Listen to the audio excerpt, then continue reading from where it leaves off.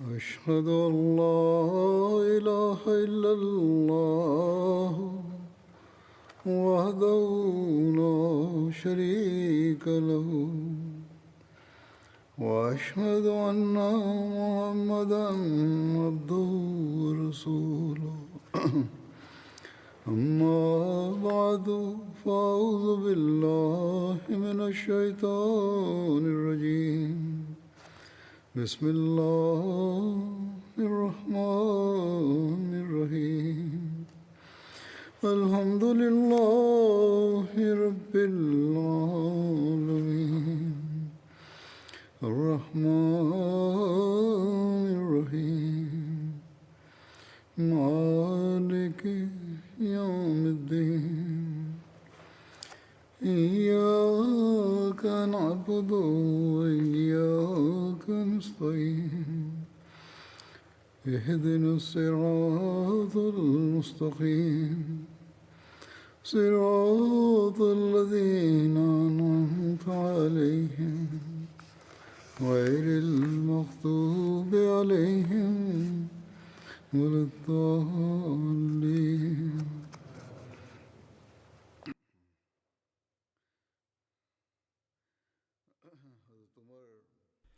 Na het reciteren van de Tashahhud, Ta'awuz en Surat al-Fatiha verklaarde Hazrat Khalifatul Masih V.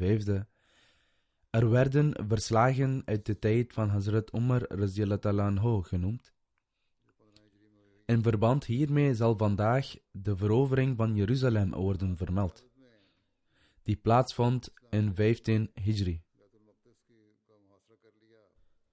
Nadat de troepen onder leiding van Hazrat Amr ibn al-As Jeruzalem hadden belegerd, voegde Hazrat Abu Ubaidah zich bij hen met het leger.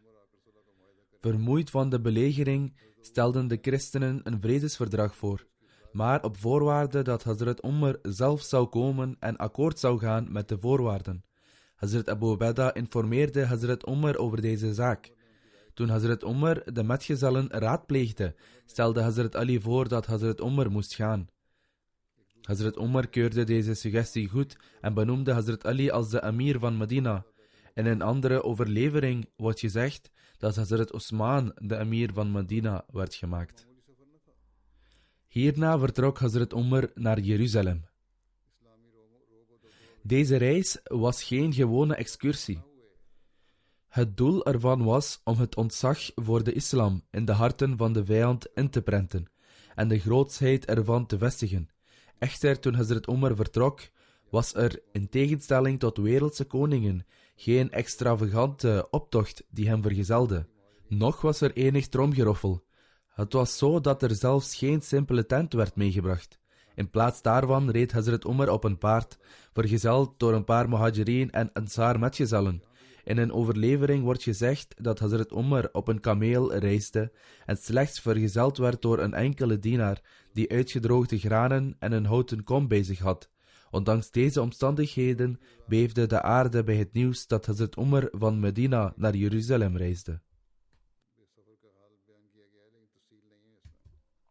Dit is een kort verslag van de reis en er zijn niet veel details over.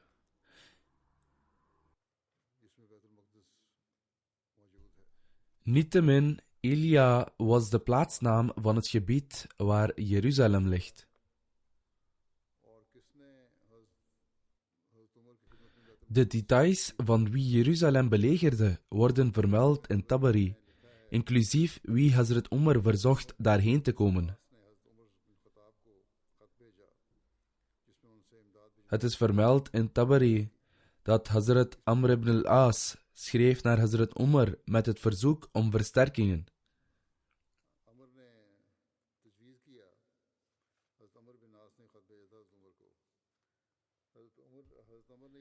Hazrat Amr ibn al-As stuurde een brief naar Hazrat Umar radiyallahu ta'ala anhu. Hij legde uit dat hij intense en hevige gevechten voert en dat er nog vele steden zijn die nog aangevallen moeten worden. Dus wacht hij op verdere instructies. Na het ontvangen van deze brief van Hazrat Amr ibn al-As, begreep Hazrat Umar dat deze brief na zorgvuldige overweging geschreven moest zijn. Hierna kondigde Hazrat Umar zijn vertrek aan onder het publiek en vertrok op zijn reis. Tabari vermeldt ook dat de werkelijke reden voor Hazrat Umars reis naar Syrië was dat toen Hazrat Abu Ubaidah in Jeruzalem aankwam, de mensen om een vredesverdrag vroegen op dezelfde voorwaarden als die met de steden in Syrië waren gesloten. Ze wensten ook dat Hazrat Umar de moslims zou vertegenwoordigen als hun leider bij het sluiten van dit vredesverdrag. Toen Hazrat Abu Ubaidah hierover in een brief aan Hazrat Umar schreef, vertrok Hazrat Umar uit Medina. Sommige historici zijn het echter niet eens met deze overleveringen over Hazrat Abu Ubaidah. In dit verband schrijft Mohammed Hussain Hakel: het is noodzakelijk dat we deze overleveringen, gedocumenteerd door Tabari, Ibn Athir en Ibn Kathir, die vermeldt dat Hazrat Khalid bin Walid en Hazrat Abu Ubaidah bin Jarrah ofwel individueel of gezamenlijk Jeruzalem belegerden, als ver van de waarheid beschouwen. Tabari verhaalt dat de reden dat Hazrat Umar naar Syrië kwam, was omdat toen Hazrat Abu Ubaidah Jeruzalem belegerde, de mensen om een vredesverdrag vroegen op dezelfde voorwaarden als wat vastgesteld met andere regio's van Syrië. Zij voegden er echter de voorwaarde aan toe dat Hazrat Umar aanwezig moest zijn bij de afronding van het vredesverdrag. Daarop stuurde Hazrat Abu Ubaidah een brief hierover naar de kalif en Hazrat Umar vertrok uit Medina. Hij schrijft: ik geloof dat deze verslagen onjuist zijn, dat Hazrat Abu Ubaidah en Hazrat Khalid aanwezig waren bij de belegering van Jeruzalem. Zij waren bezig met veroveringen in Hims, Aleppo, Antiochië en andere omliggende gebieden, terwijl Heraklius zijn troepen verzamelde in Roha, in de hoop de moslims met geweld te verdrijven. Al deze gebeurtenissen vonden plaats in 15 Hijri of 636 na Christus, samen met de belegering van Jeruzalem. Hij schrijft verder: naar mijn mening is de waarheid dat het beleg van Jeruzalem vele maanden duurde. In hetzelfde jaar dat deze twee commandanten dieper Syrië binnentrokken. In die mate dat Heraklius gedwongen werd zijn toevlucht te zoeken in zijn hoofdstad. In deze omstandigheden waarin deze twee zich bevonden, heeft het geen zin om te zeggen dat een van hen of beiden Jeruzalem belegerden. Daarom moet deze overlevering onaanvaardbaar worden verklaard. De enige andere vertelling die overblijft, is dat Hazrat Amr ibn al-As Jeruzalem belegerde, wat lange tijd duurde. Tabari heeft dit ook vermeld. De mensen van Jeruzalem verzetten zich zeer hevig en intens tegen de moslims. Dit is de juiste overlevering volgens Hakel, omdat het overeenkomt met dit verzet. Met andere woorden, de strijd die plaatsvond liet zien dat het dezelfde weerstand was die aan anderen werd getoond die Jeruzalem aanvielen door de geschiedenis heen. Mohammed Hussain Hakel schrijft verder: het is verbazingwekkend dat Hazrat Umar alleen met een leger op weg zou gaan om het vredesverdrag af te ronden en voor de afkondiging van de overeenkomst. Evenzo is het verbazingwekkend dat de mensen van Jeruzalem om de aanwezigheid van Hazrat Umar verzochten voor de afronding van het vredesverdrag, wetende dat als een karavaan onafgebroken vanuit Medina naar hen zou toereizen, het een volle 3 weken zou duren. Om deze reden schrijft Hakel in het licht van de langdurige belegering en brieven van Hazrat Amr ibn al-As, die de sterkte van de vijand gedetailleerd weergaven en om versterkingen vroegen, begon Hazrat Umar zijn geduld te verliezen. Dus vergezelde Hazrat Umar de versterkingen die hun kamp opsloegen in Jabia, gelegen tussen de Syrische woestijn en Jordanië. Gedurende deze tijd hadden Hazrat Abu Ubaidah en Hazrat Khalid ook hun verovering van Syrië voltooid. Hazrat Umar zond een bevel voor hen beiden om in Jabia bijeen te komen, zodat hij met hen en de andere legeraanvoerders kon overleggen over het beste plan van aanpak voor het welslagen van de verovering van Jeruzalem.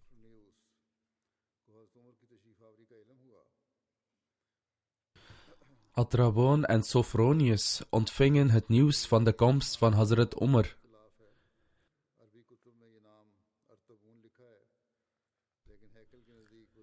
Hier is ook een conflict in namen.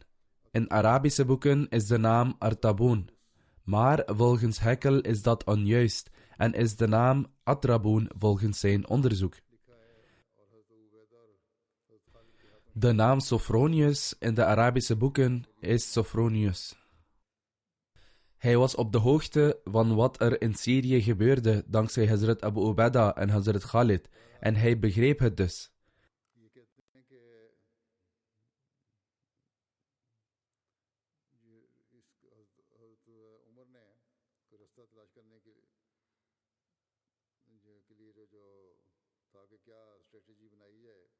In ieder geval zegt hij dat Hazrat Umar een manier zocht en een strategie bedacht, en dus verzamelde hij de mensen hiervoor.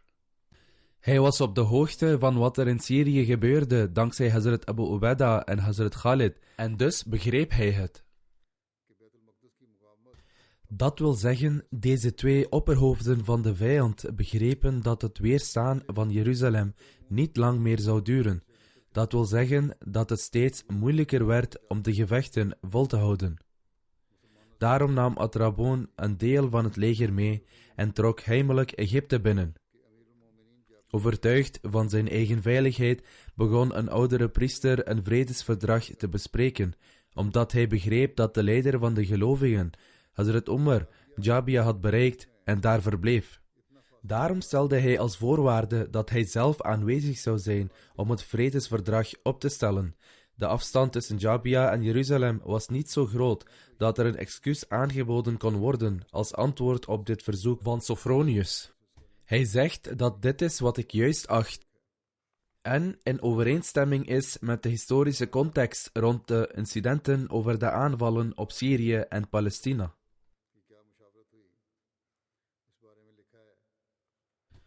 Met betrekking tot het overleg van Hazrat Umar na het ontvangen van deze brieven, heeft hij geschreven dat Hazrat Umar alle vereerde metgezellen verzamelde nadat hij de brieven had ontvangen en overleg pleegde.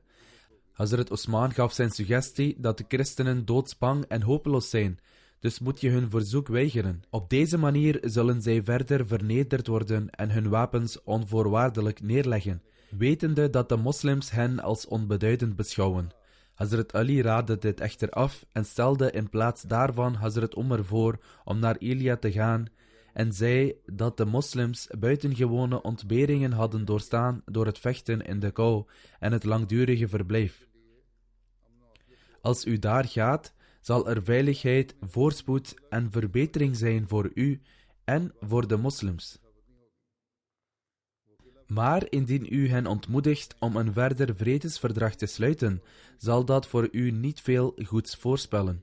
De vijand zal in hun fort blijven zitten en er zullen versterkingen komen uit hun land en van de Byzantijnse keizer. Vooral omdat ze Jeruzalem van groot belang en een bedevaartsoord achten. Hazrat Umar was blij met de suggestie van Hazrat Ali en aanvaardde het.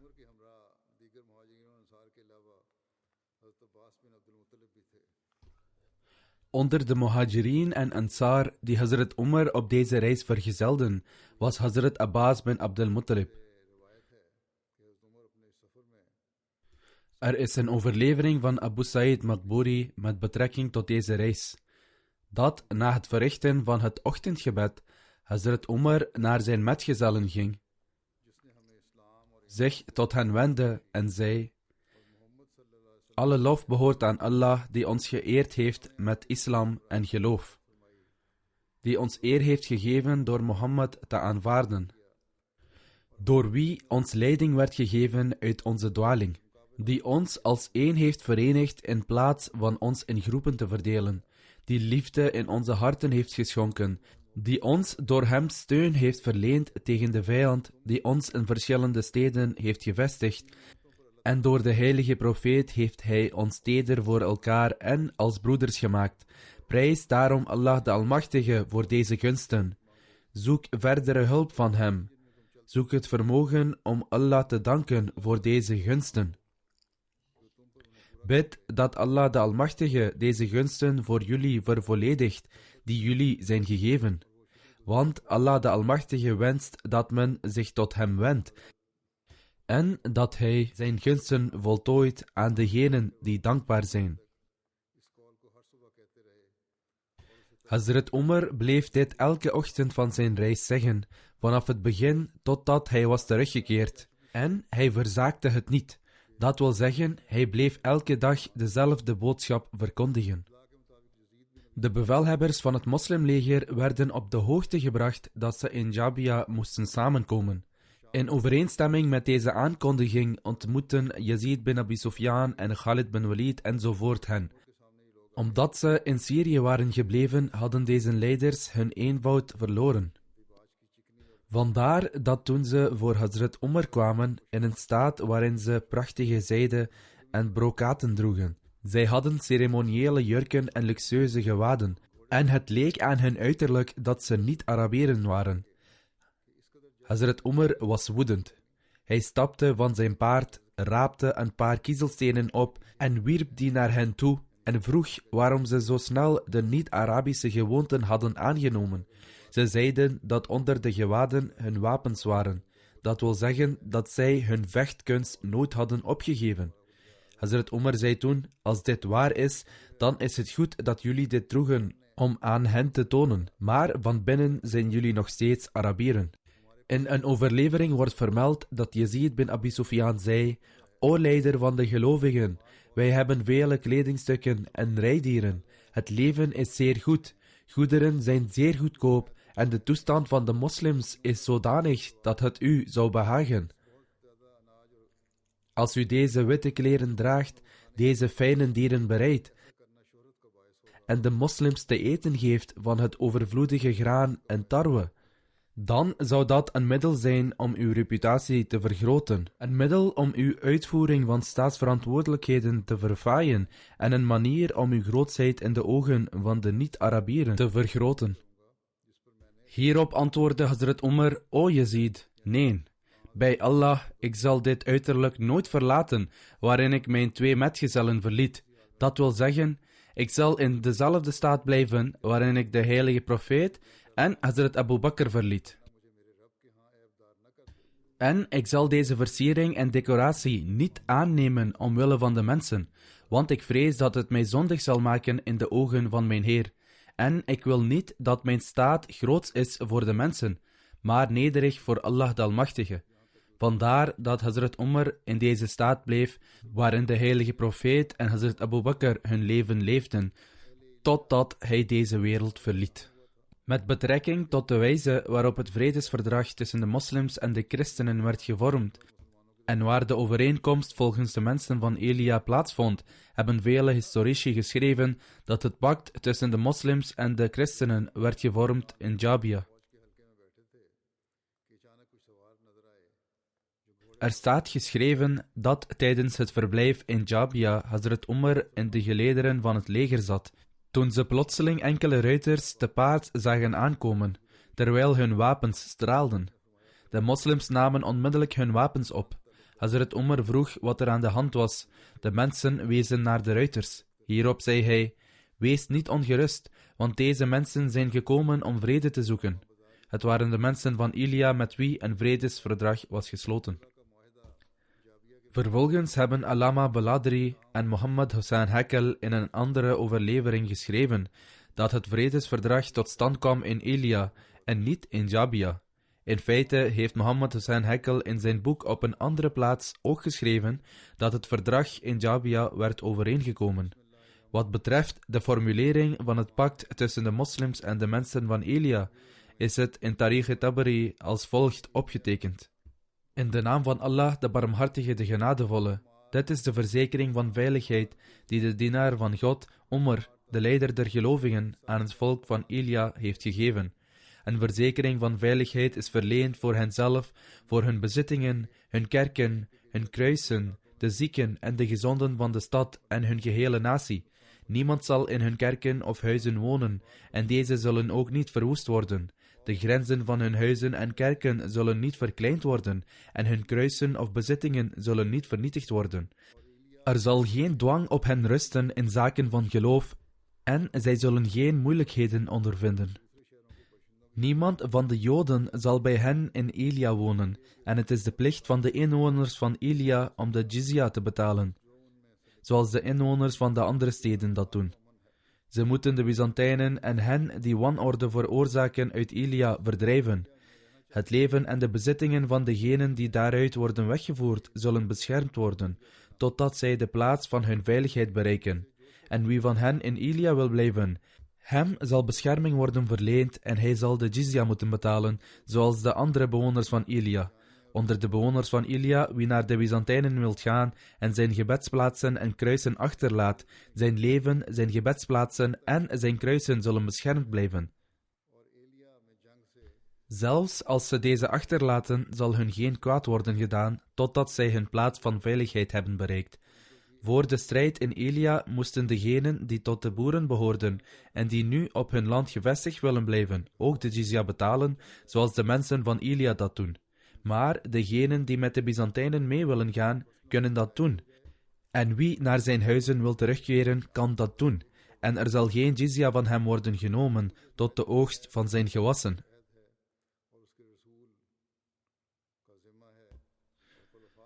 De voorwaarden die in deze brief staan, vallen onder het verbond van God en zijn de verantwoordelijkheid van zijn profeet, van de kalifen en van de gelovigen, totdat zij de jizya betalen.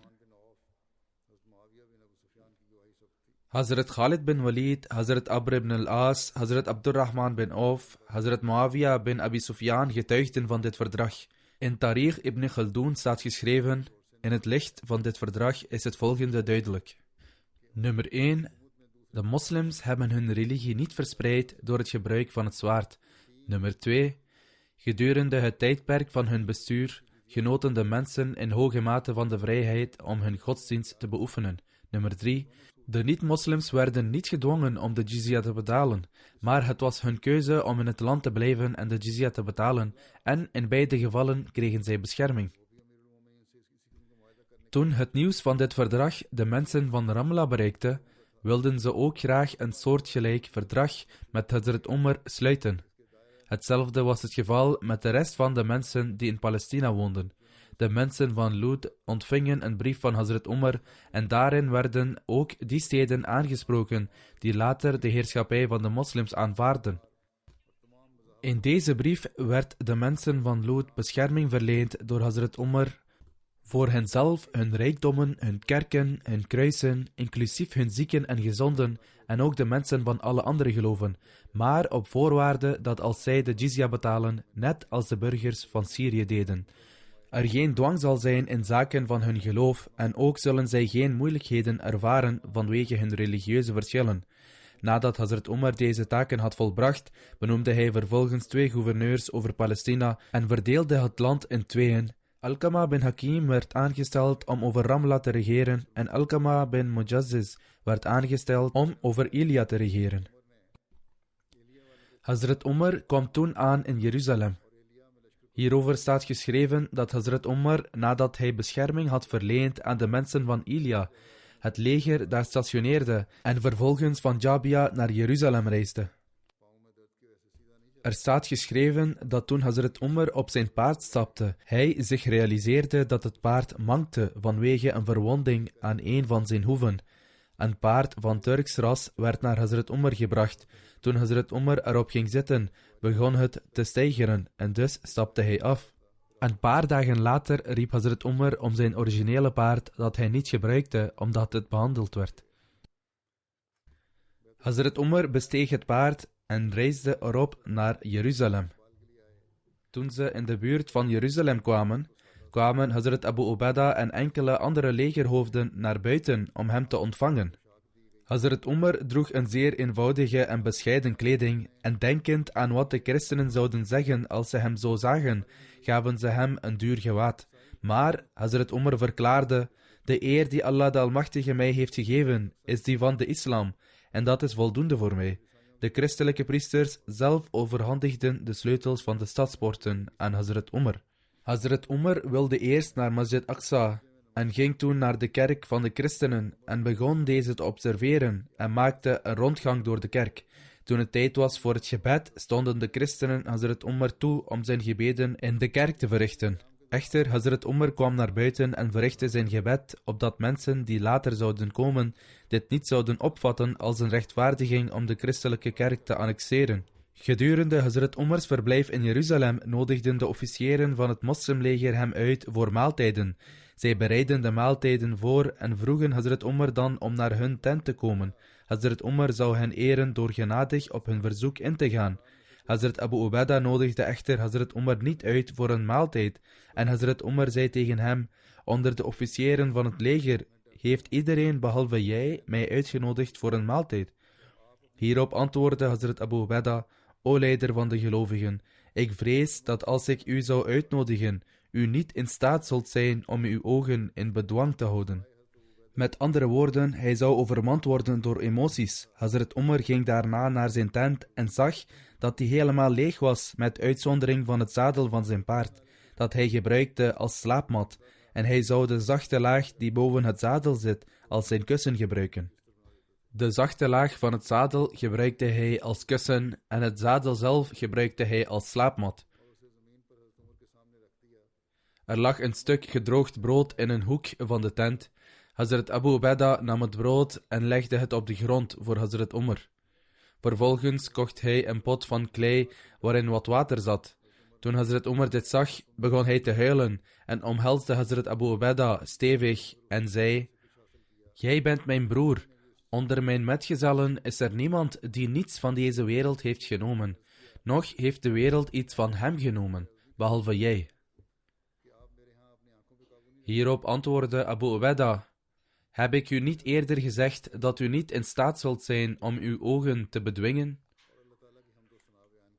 Daarop kwam Hazrat Umar naar buiten en ging tussen de mensen staan, en nadat hij Allah de Almachtige lof had geprezen die hij waardig is en begroetingen op de heilige profeet had opgeroepen, verklaarde hij: o volgelingen van de islam, voorwaar, Allah heeft zijn belofte aan jullie vervuld en hij heeft jullie steun gegeven tegen de vijand.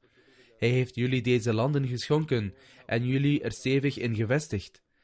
Daarom moeten jullie je Heer dankbaar zijn voor deze gunsten. En onthoud jullie van alle daden die in strijd zijn met Gods geboden.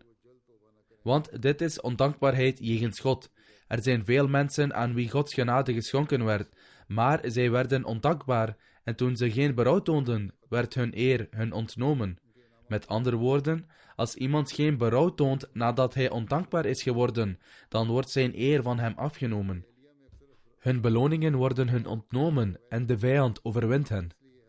Omdat veel van de legerleiders en officieren zich in Elia hadden verzameld, bleef Hazrat Umar daar voor een paar dagen en gaf belangrijke instructies. Op een dag klaagde Hazrat Bilal: o leider van de gelovigen, onze leidinggevende officieren eten het vlees van de gevogelte en wit brood, terwijl de algemene moslimbevolking gewoon voedsel eet. Hazrat Umar informeerde bij de officieren en zij antwoordden: alles is hier erg goedkoop. Voor de prijs die wij betalen voor bruin brood en dadels in Hijaz, kunnen wij kippenvlees en wit brood krijgen. Hazrat Umar dwong de officieren niet om van dit voedsel af te zien, maar hij vaardigde wel een instructie uit dat naast hun aandeel uit de oorlogsbuit en de salarissen ook de maaltijden voor iedere soldaat verstrekt moeten worden. Een ander detail hiervan wordt in een andere bron als volgt vermeld. Hazrat Yazid bin Abi Sufyan verklaarde: de marktprijs hier is vrij laag en voor dezelfde kosten kunnen we proviand kopen voor een maand. De door Bilal genoemde etenswaren kunnen hier gemakkelijk verkregen worden. Hazrat Umar verklaarde: als dat het geval is, eet dan naar hartelust. Ik zal hier echter niet weggaan voordat je mij een lijst van goederen en de prijzen daarvan hebt overhandigd. Ik zal een begroting opstellen voor de moslims die in moeilijke omstandigheden verkeren en die in de steden en de dorpen wonen. Vervolgens, volgens dit budget, kan alles wat de moslims nodig hebben ervan gekocht worden en elk huis zal voorzien worden van tarwe, gerst, honing, olijven enzovoort. Hazrat Umar richtte zich vervolgens tot de moslims die zich in benarde omstandigheden bevonden en niet welvarend waren en zei: jullie leiders zullen jullie blijven voorzien van deze lijst die ik voor jullie heb opgesteld en dit zal een aanvulling zijn op hetgeen ik jullie stuur van de Baitul Maal. Als een van jullie leiders jullie echter niet op deze voorzieningen voorziet, dan moeten jullie mij daarvan op de hoogte stellen en dan zal ik die persoon van zijn functie opheffen. Terwijl hij in Elia verbleef, was het de tijd voor het gebed en de mensen drongen erbij Hazrat Umar op aan om Hazrat Bilal op te dragen de azaan te roepen. Hazrat Bilal verklaarde dat hij had gezworen om nooit meer de azaan op te roepen na het overlijden van de heilige profeet. Maar desalniettemin zou hij de instructie van Hazrat Umar uitvoeren. Vervolgens, op instructie van Hazrat Umar, toen Hazrat Bilal de azaan opriep, werden alle metgezellen die aanwezig waren herinnerd aan het tijdperk van de heilige profeet. Zij werden zo emotioneel dat zij overvloedig begonnen te wenen. Hazrat Umar werd ook zo emotioneel dat hij begon te hikken en de impact van dit incident bleef op hem voor een lange tijd. Na zijn terugkeer uit Jeruzalem doorkruiste Hazrat Umar het hele land en beoordeelde de omstandigheden aan de grenzen en maakte de veiligheidsmaatregelen om de bescherming van het land te verzekeren. Het doel van de reis van Hazrat Umar naar Jeruzalem was vervuld en hij keerde terug naar Medina op dezelfde route als waar hij vandaan was gekomen. Bij het bereiken van Jabia bleef Hazrat Umar daar voor een paar dagen en vertrok toen vandaar op zijn paard. Hazrat Ali en de andere moslims waren reeds op de hoogte van het werk dat door Hazrat Umar in Palestina was verricht en daarom gaven zij hem een groots onthaal net buiten Medina. Hazrat Umar ging Masjid Nabwi binnen en verrichtte 2 rakats van gebed bij de preekstoel. Hij stond toen op de preekstoel en de mensen verzamelden zich om hem heen. Hazrat Umar stond op en na Allah de Almachtige te hebben geprezen en de begroetingen te hebben aangeroepen op de heilige profeet, verklaarde hij: O mensen, voorwaar, Allah de Almachtige heeft zijn zegeningen aan deze umma geschonken, zodat de mensen hem kunnen prijzen en hun dankbaarheid aan hem kunnen betuigen. Allah heeft de boodschap van deze umma geëerd en de mensen verenigd. Hij heeft voor hen de overwinning behaald en hen hulp verleend tegen de vijand. Hij heeft hun eer toegekend, hen in het land gevestigd en hun het land, de eigendommen en de bezittingen van de afgodendienaren geschonken. Blijf dus dankbaarheid betonen aan Allah de Almachtige en hij zal jullie veelvoudig in ruil daarvoor schenken. Prijs Allah de Almachtige voor de gunsten waarmee hij jullie gezegend heeft en hij zal jullie deze gunsten blijven schenken. Mogen Allah ons allen in staat stellen om tot degenen te behoren die hem dankbaar zijn. Hierna kwam Hazrat Umar van de preekstoel naar beneden. Hazrat Khalifatul Masih de eerste radiyallahu anhu verklaart: tijdens de belegering van Jeruzalem verklaarden de priesters dat zij alleen toegang aan de moslims zullen verlenen als hun kalif komt. Hazrat Umar vertrok in een eenvoudige en bescheiden manier, waarbij hij om beurten met zijn dienaar op de kameel ging zitten. Abu Ubaidah zei: je moet je omkleden en op dit paard gaan zitten. Hazrat Umar aanvaardde dit verzoek van hem, maar vroeg na korte tijd later naar dezelfde kleren en kameel waarin hij was aangekomen. Toen hij binnenkwam, waren Tabriq en anderen geschokt door zijn aanwezigheid en overhandigden de sleutels. Zij verklaarden dat zij zo'n commandant niet konden uitdagen. Dit is de manier waarop Hazrat Khalifatul Masih I dit vermeldde. Met betrekking hiertoe verklaart Hazrat Muslim Maud: in Jeruzalem bevindt zich een moskee die voor de Joden net zo heilig is als de heilige Kaaba voor ons.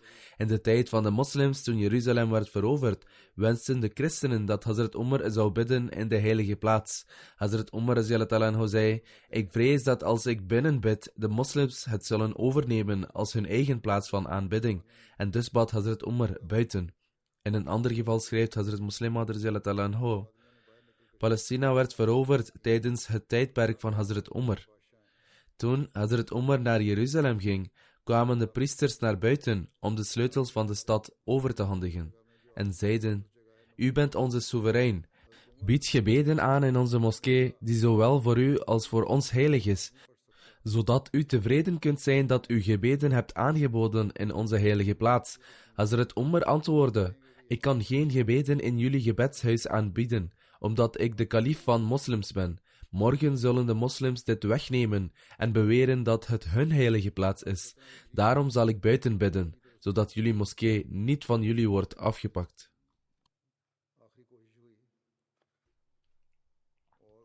Niettemin deden de Byzantijnen in 17 Hijri een laatste poging, en dankzij deze poging konden de moslims geheel Syrië veroveren.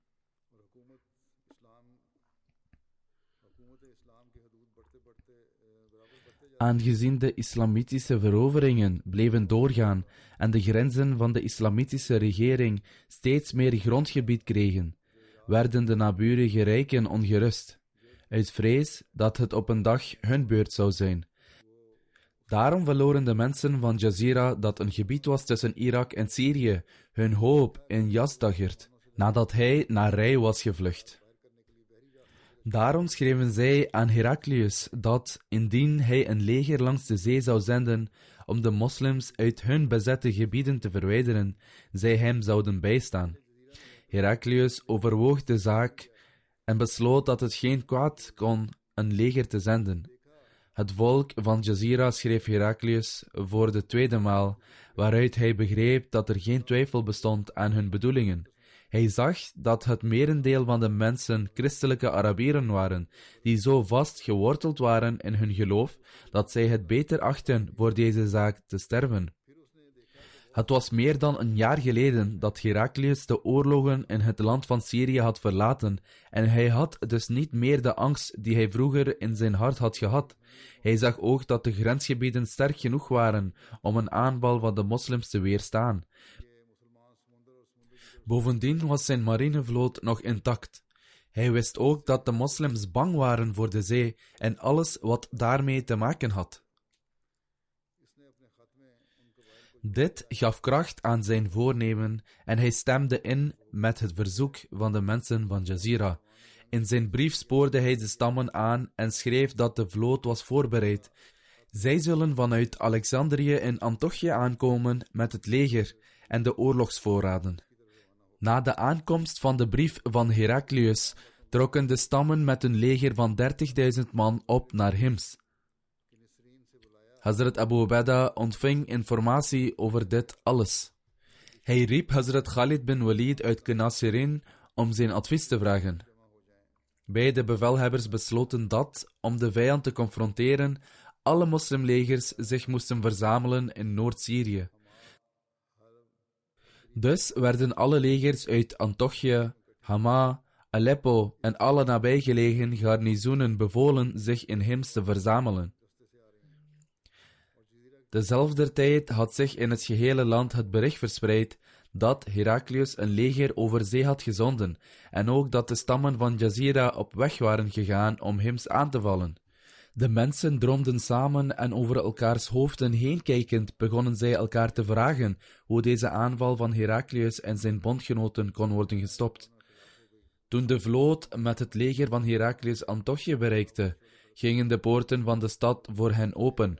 Het volk had zich tegen de moslims gekeerd en een opstand begon in de meeste gebieden van Noord-Syrië. Hazrat Abu Ubaidah besefte dat hij belegerd werd in Hims, dat door de verraders omsingeld was, en hij zag de vijand oprukken, zowel vanuit de zee als vanuit de woestijn. Hij verzamelde zijn mensen en zei: Ik heb een brief gestuurd naar de leider van de gelovigen, waarin ik de delicate situatie uitleg en ook om hulp vraag. Hij vroeg hen toen of zij naar buiten moesten gaan om de vijand te bestrijden, of binnen de forten moesten blijven in afwachting van de versterkingen uit Madina. Alleen Khalid bin Walid was van mening dat zij naar buiten moesten gaan en de vijand in open vlakte tegemoet moesten treden. Alle andere legeraanvoerders waren van mening dat zij binnen de forten moesten blijven en onmiddellijk om versterkingen moesten vragen. Hazrat Abu Ubaidah aanvaarde de mening van degenen die zeiden in het fort te blijven en was het niet eens met het advies van Hazrat Khalid om buiten het fort te vechten. De muren werden dus versterkt en het advies van zijn commandanten werd naar de kalief gestuurd. Hazrat Umar zou nooit de foutieve gedachte toestaan dat de moeilijke situatie waarmee de islamitische legers in Irak en Syrië werden geconfronteerd, de islamitische overwinningen die zij in het begin van zijn kalifaat behaalden, zou belemmeren. Dat wil zeggen dat de omstandigheden van de begindagen ook nu zouden kunnen worden geconfronteerd. Om deze reden bevat Hazrat Umar dat de steden Kufa en Basra bewoond moesten worden. En het was om deze reden dat in deze beide steden garnizoenen lagen voor het moslimleger, een plaats waar geen niet-moslims verbleven. Daarnaast had elke stad van de 7 andere steden een cavalerie-eenheid van 4000 man, die volledig was uitgerust en altijd klaar stond voor eventuele noodsituaties. Dus, toen de brief van Hazrat Abu Ubaidah Hazrat Umar bereikte, en hij zich realiseerde dat de grote opperbevelhebber in groot gevaar was, beval hij Hazrat Sa'd bin Abi Waqqas: de dag dat je deze brief ontvangt, stuur Qaqa bin Amr met versterkingen naar Hims op dezelfde dag. Abu Ubaidah is belegerd. Zorg ervoor dat de versterkingen daar zo snel mogelijk aankomen. Hazrat Sa'd handelde op aanwijzing van de leider van de gelovigen, en diezelfde dag stuurde hij een ervaren cavalerie-eenheid van 4000 ruiters onder bevel van Qaqa van Kufa naar Hims. De situatie was zo hachelijk dat Qaqa met een 4000 man sterke cavalerie-eenheid niet genoeg was, want het leger dat van Jazira naar Hims kwam, was alleen 30.000 man. En het leger dat Heraklius op boten naar Antiochië stuurde, kwam daar nog bij. Hazrat Umar radhiyallahu anhu wist dat zijn soldaten in bijna elke stad van Syrië in gevecht waren. Als zij deze plaatsen zouden verlaten en naar Hims zouden gaan, zou het gehele bestuur van Syrië ineenstorten. Om deze reden gaf Hazrat Umar, nadat hij het bevel had gegeven aan Qaqa om vanuit Kufa te reizen, ook verschillende andere bevelen, die Hazrat Umars vooruitzienheid en wijsheid tentoonspreidden. De stammen die van Jazira naar Hims kwamen, namen de brutale stap omdat zij dachten dat hun nederzettingen buiten het bereik van het islamitische leger lagen. Als deze nederzettingen aangevallen zouden worden, zouden zij zich terugtrekken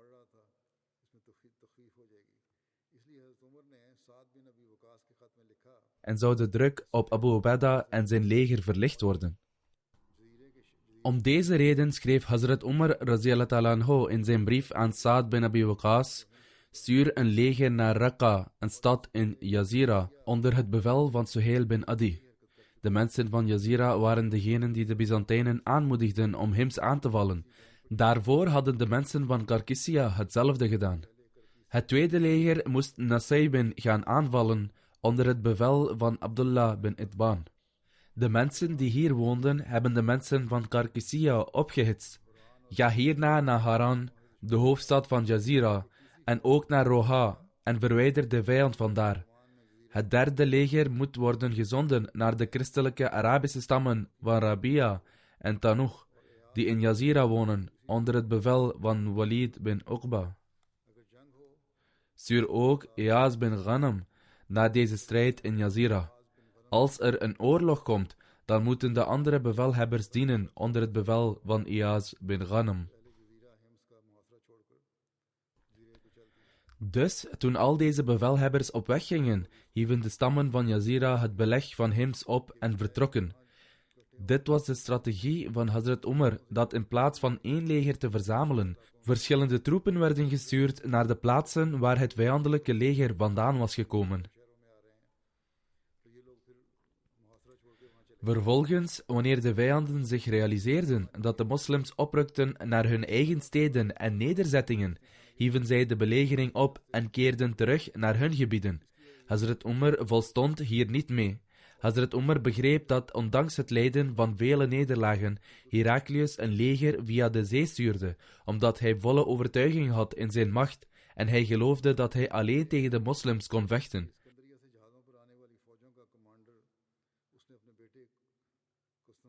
Het grootste bewijs hiervan was dat de opperbevelhebber van de vloot uit Alexandrië zijn zoon Constantijn was. Volgens Hazrat Umars plan vertrok Qaqa bin Amr met 4000 ruiters richting Hims. Suhail bin Adi, Abdullah bin Itban, Walid bin Uqba en Iyaz bin Ghanam vertrokken naar de noordelijke steden van Jazira.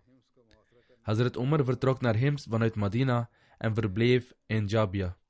De mensen van Jazira steunden de Byzantijnen bij de belegering van Hims. Zij vernamen van de komst van de moslimlegers uit Irak, maar wisten niet of het leger hun stad Jazira zou aanvallen of Hims. Daarom keerden zij naar hun stad terug om hun broeders te verdedigen en lieten de Byzantijnen in de steek.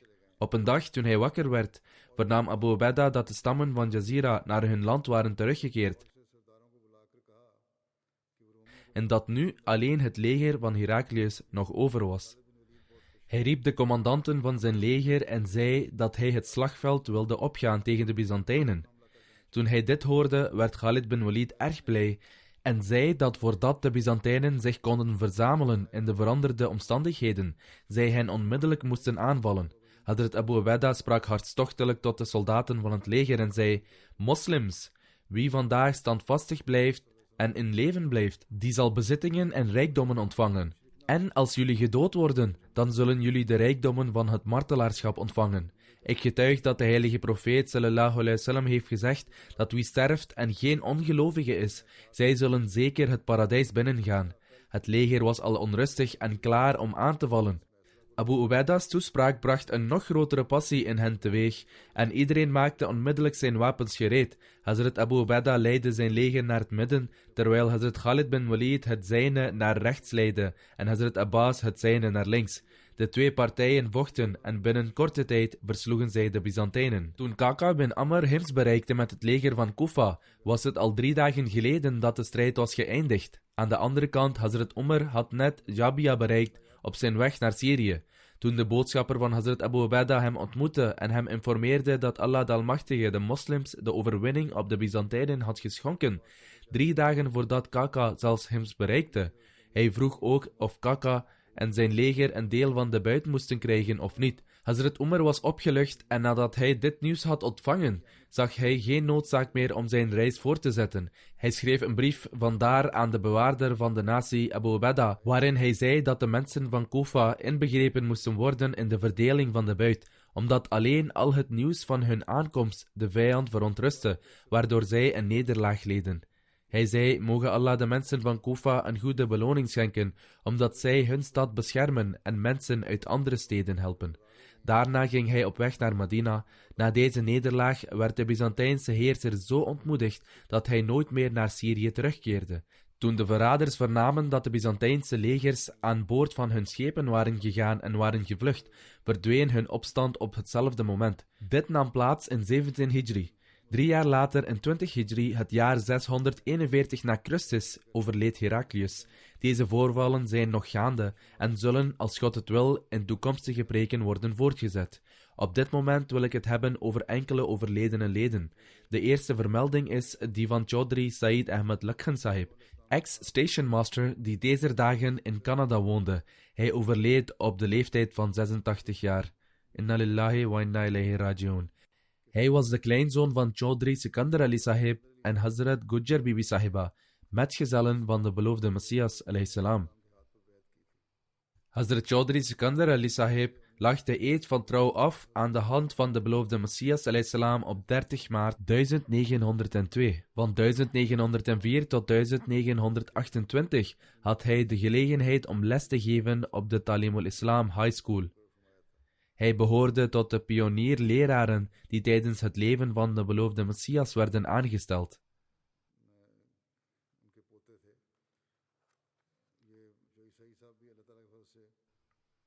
En Chaudhry Said Sahib was zijn kleinzoon.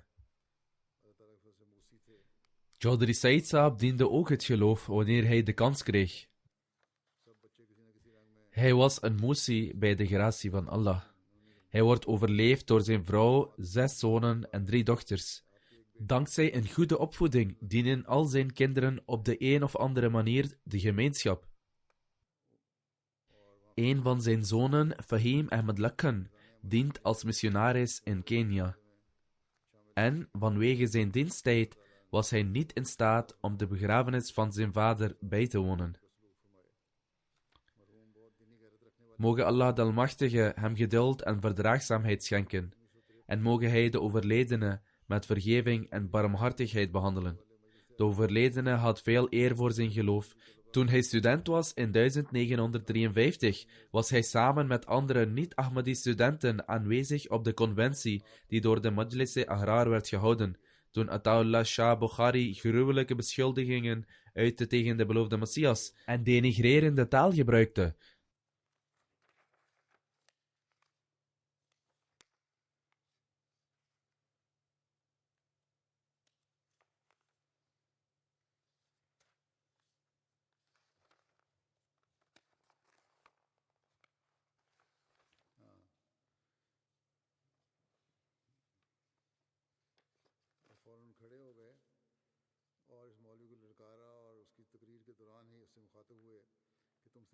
Hij stond onmiddellijk op en daagde de Maulwi uit, en midden in diens toespraak zei hij tegen hem dat hij loog en legde hem het zwijgen op.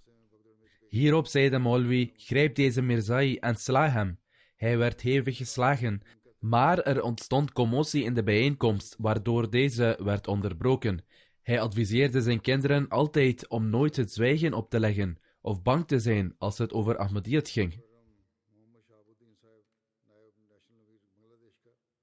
De tweede vermelding is van Muhammad Shahabuddin Sahib, die de Naib Amir van Bangladesh was.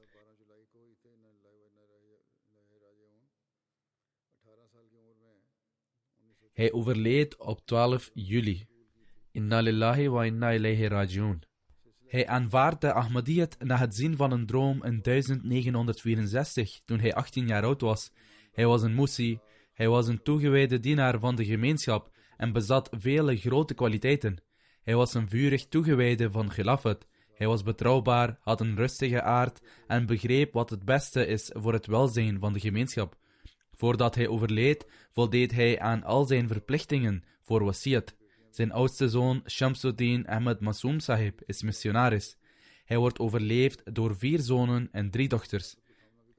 Hij werd beïnvloed door de prediking van zijn oom en aanvaardde Ahmadiyyat en kreeg te maken met veel tegenstand in zijn eigen huis, die hij met geduld en standvastigheid doorstond. In 1963 doorstond hij deze tegenstand gedurende enkele maanden, waarna hij zijn huis verliet en eerst naar Brahmanbaria en vervolgens naar Dhaka ging, waar hij zich vestigde. Later werd hij uitgehuwelijkt aan een oude Ahmadi-familie. Een van zijn kwaliteiten was dat hij altijd tevreden was. Hij wist hoe tevreden te zijn, zelfs met een klein bedrag, terwijl hij geduldig en dankbaar bleef. Vanwege zijn betrouwbaarheid hadden niet-Ahmadi-zakenlieden veel respect voor hem, en iedereen beschouwde hem in dit opzicht als vroom en een goed zakenman.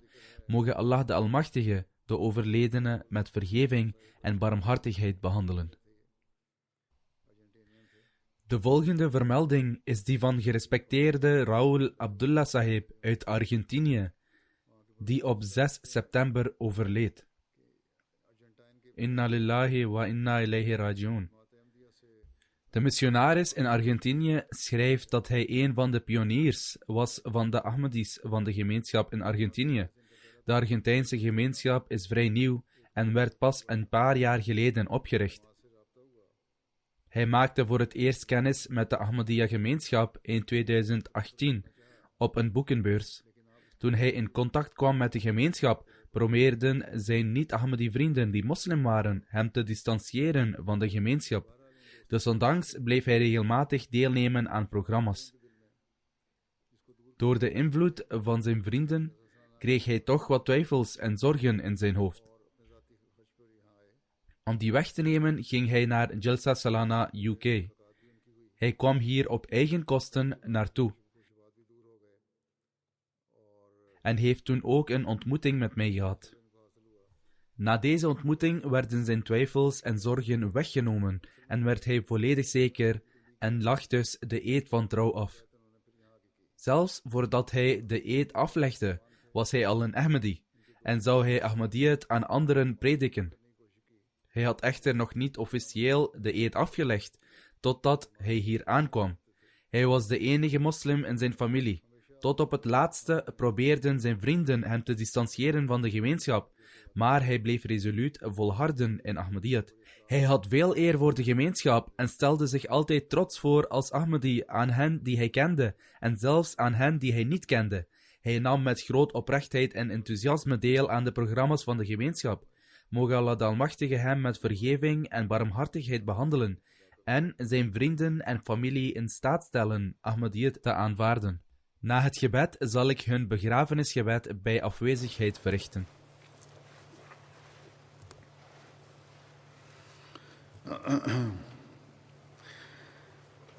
Alhamdulillah,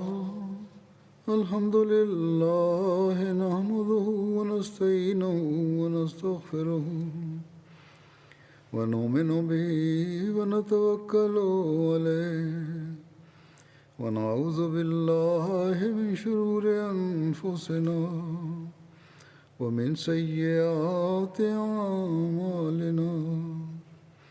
من يهده الله فلا مضل له ومن يضلل فلا هادي له ونشهد أن لا إله إلا الله ونشهد أن محمدا عبده ورسوله. عباد الله رحمكم الله، إن الله يأمر بالعدل والإحسان وإيتاء ذي القربى وينهى عن الفحشاء والمنكر والبغي يعظكم لعلكم تذكرون. اذكروا الله يذكركم وادعوه يستجب لكم ولذكر الله أكبر.